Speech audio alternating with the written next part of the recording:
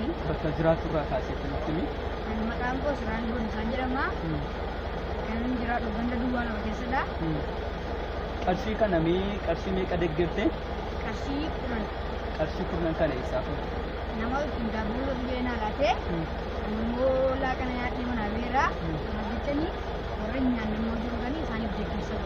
Tolee kan kiyoo maqaan keenya jennu gada qarshii meeqa deeggarsa goote? Qarshii 10. Qarshii 10 sana eessaa fuute? Qarshii 10 kana nama ittiin biskuutii godhumaan jennaan idu immoo jireenyaa jira innaan nama gargaarsa godhu. Tolee qarshii gargaarsa gootan kana ilaalchisuudha. Namoota akka keessan qarshii muraasa qaban isa ta'u kan qarshii baay'ee qaban dhaamsa akkamii dabarsuu barbaadu?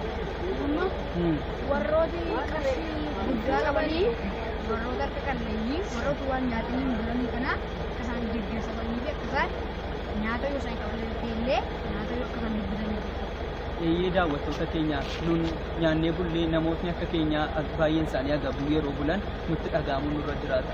Aadaan keenya immoo aadaa wal gargaarsa qabna Oromoon waan ta'eef kana ilaaluudha adaraa namoota naannoo keessan jiran hundumaa akka isaan ittiin gargaaramaniif qarshii 10 tuffatinaa fi qarshii 1 tuffatinaa fi deeggarsa akka isin gootan asumaan isin gaafannaa waan nu daawwattaniif galatooma.